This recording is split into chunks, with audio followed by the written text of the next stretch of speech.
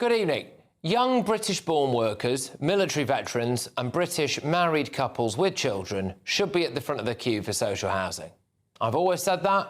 I think that's common sense. Well, Reform's Richard Tice announced his party's policy today, which would prioritise young British workers under 35, veterans and British married couples with kids.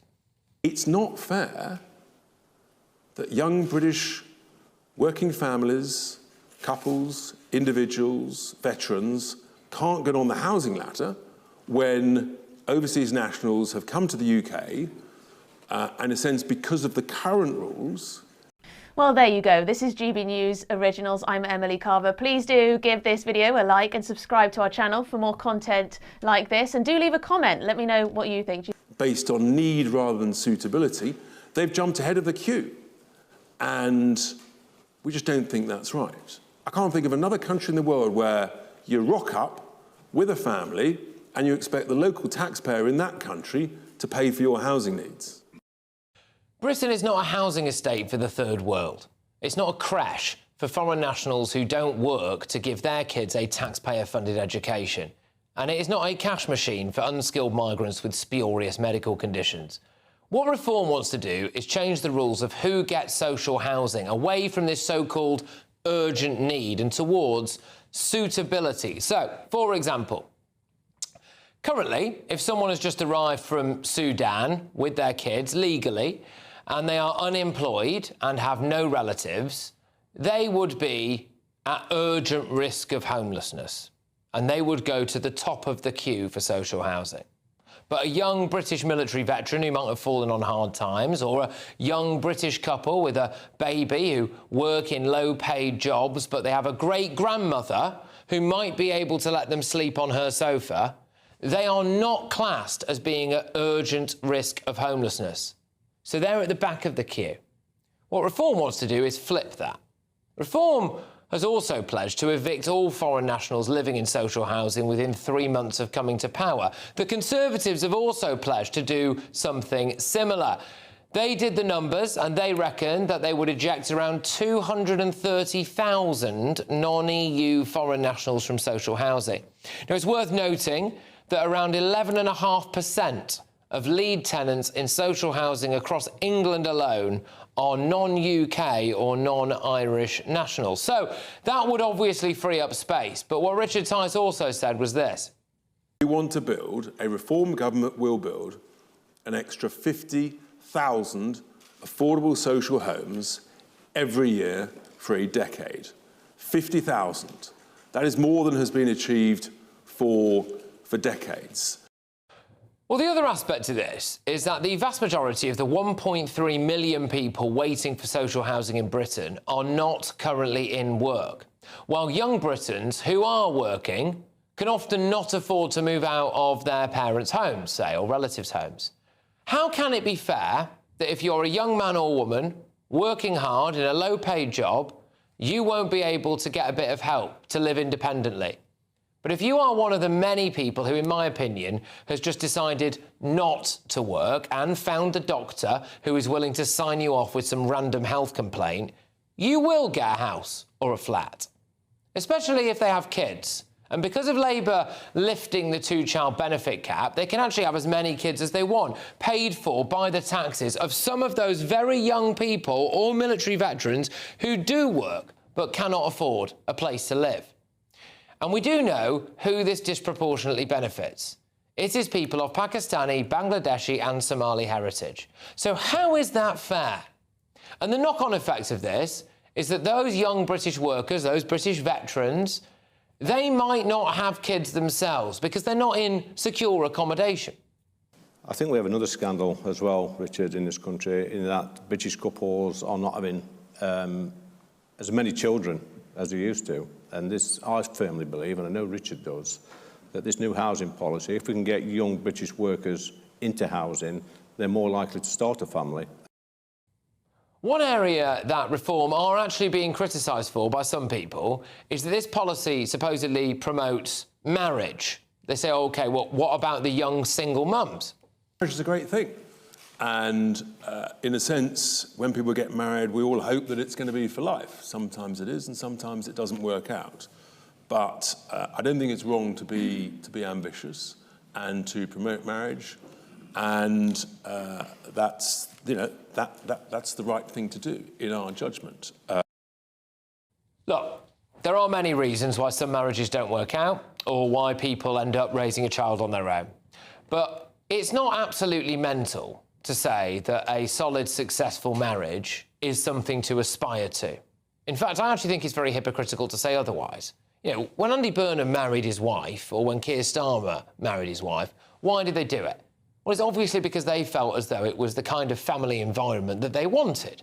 And they thought that it was preferable for them to raise their children in that environment. What is wrong with living in a country that aspires to promote happy, healthy, long-term marriages?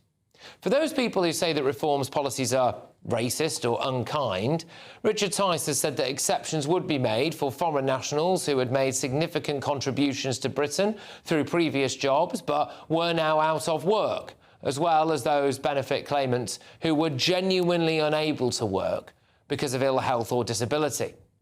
Labour have said that Reform's plans are unserious and unworkable. But it's about priorities, isn't it? Andy Burnham wants to increase foreign aid spending by £13 billion. He's about to move a load of illegals into the British countryside until he can find them a flat or a house to live in. Now, I look at what Reform have announced today and what the Conservatives say they want to do. Is it perfect? No, probably not, no. But I would rather live in a country that openly prioritises British-born people who work hard or serve in our military over people who have just arrived here. The shifting politics of British housing and the battle for public priorities. Take a breath, settle in, and stay informed, because the political landscape across the United Kingdom is shifting at a remarkable pace, and the debate over fundamental public services has reached a dramatic flashpoint. Welcome back to Britain Underneath, where we look far beneath the surface-level headlines to dissect the real forces driving the nation. If you appreciate sharp, uncompromising political analysis, please take a brief moment right now to subscribe to the channel and join our growing community, as your support genuinely helps Britain Underneath bring you these detailed breakdowns every week. Now, let us dive straight into the heart of the matter. I know we've got Reform UK member Sir Jake Berry, Daily Express columnist Carol Malone and broadcaster and journalist Benjamin Butterworth. Yeah, Carol, I'll start with you. What do you make of what Reform have announced today, essentially putting Brits first when it comes to social housing? You know, it shouldn't ever be controversial or shocking to say that foreigners should never be put ahead of Brits in a housing queue. It shouldn't be controversial. We shouldn't be throwing up our arms and saying this is terrible. It shouldn't be shocking that the 540,000 foreign nationals living in our social housing across the country shouldn't be, because it's not fair to Brits. Nearly 50% of London's social housing is occupied by foreigners. The ONS says that 72% of people who ID as Somali live in social housing, as opposed to 16.6% of the entire population. So think about that for a minute. But what is a stain on this country is the fact that nearly 3,000 veterans are living on our streets, when not one single one of them should be. And certainly they shouldn't be living on the streets when foreign nationals who come here have contributed nothing to this country get houses above them. You know, the thing about homeless veterans, and I've interviewed quite a lot of them in my time, they feel shame at the position they're in, and so they slip under the radar, and so they don't make a fuss about not getting a house. The difference between them and foreign nationals and the work shy, they think they're entitled to everything. They think they should have a house. Veterans don't. But it literally is a stain on this country that we have one single veteran, someone who has served their country, given their all, living on the streets. Right. Can you clear up, please, Jake, the issue surrounding single mums and gay couples? Where do they stand in these?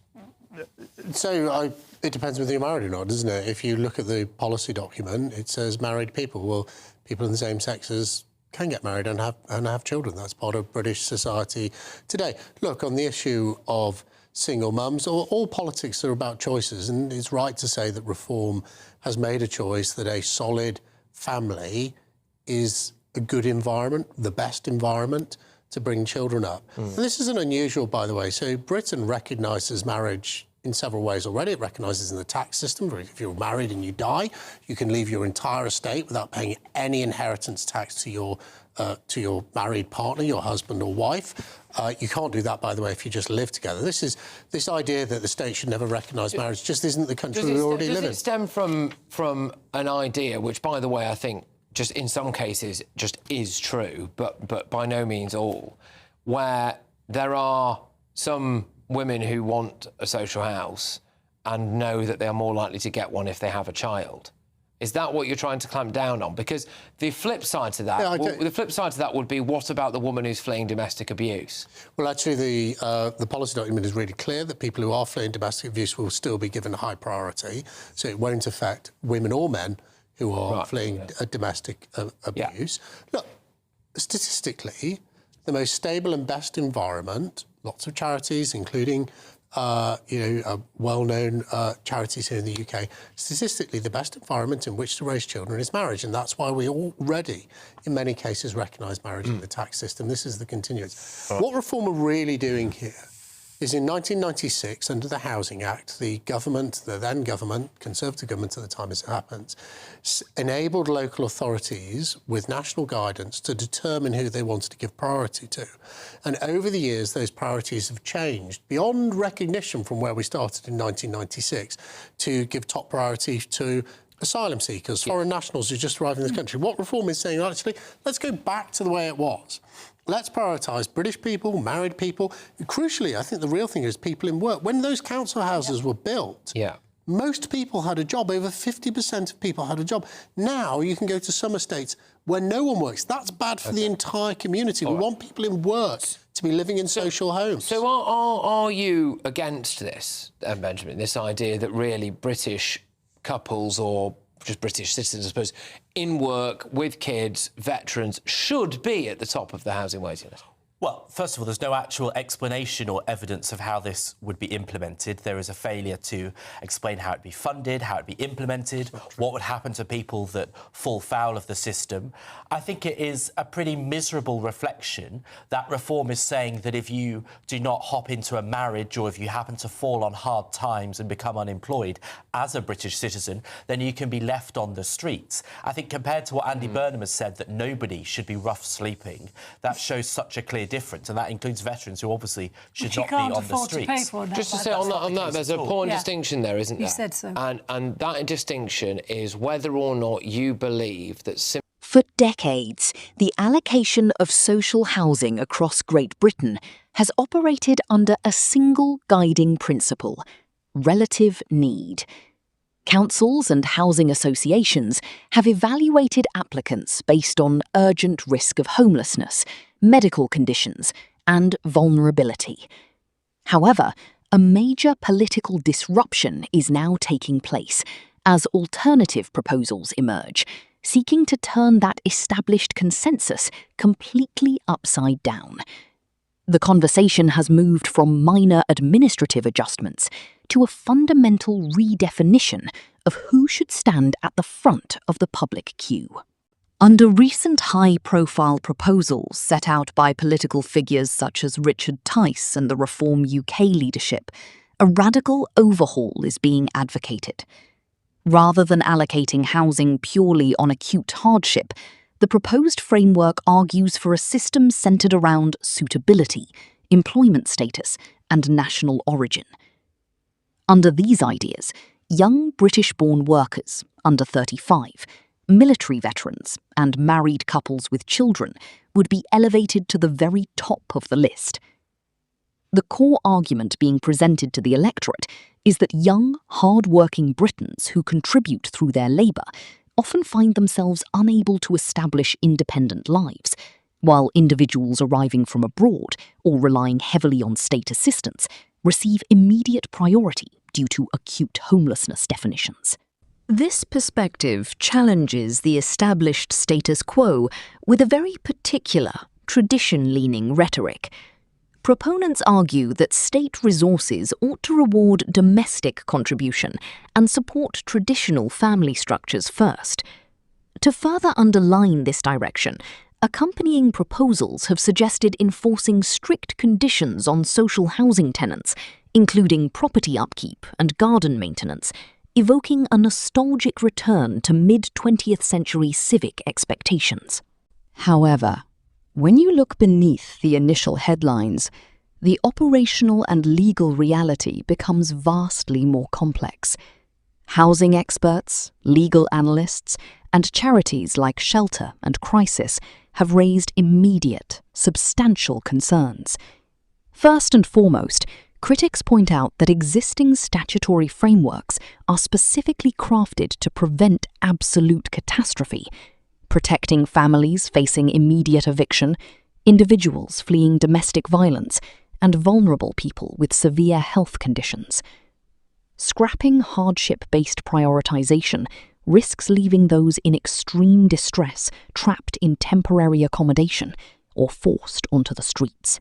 Furthermore, statistics regarding current social housing tenants tell a somewhat different story than the popular political rhetoric often suggests. Official English Housing Survey data indicates that the overwhelming majority of social housing householders, roughly 88%, are UK or Irish nationals. Housing sector professionals argue that altering allocation algorithms does not address the fundamental issue plaguing the nation, a profound, multi-decade deficit in the construction of genuinely affordable homes. While new proposals promise ambitious house-building targets funded through secondary market leverage, finance leaders in the housing sector remain deeply sceptical about whether such borrowing strategies are financially viable under current interest rates. What we are witnessing is not merely a technical policy debate about council waiting lists. It is a profound ideological tug-of-war over what citizenship, fairness, and state support should actually mean in modern Britain. Should public assets serve purely as a safety net of last resort for the most vulnerable, regardless of background? Or should they operate as a reward structure designed to favour working taxpayers and domestic families? Navigating these fiery political debates requires stepping back from the noise and examining the structural facts. As these policy arguments continue to shape national discourse, staying informed on every angle is essential. If you found this analysis insightful, please take a quick second to support Britain Underneath by clicking the subscribe button below and hitting the notification bell.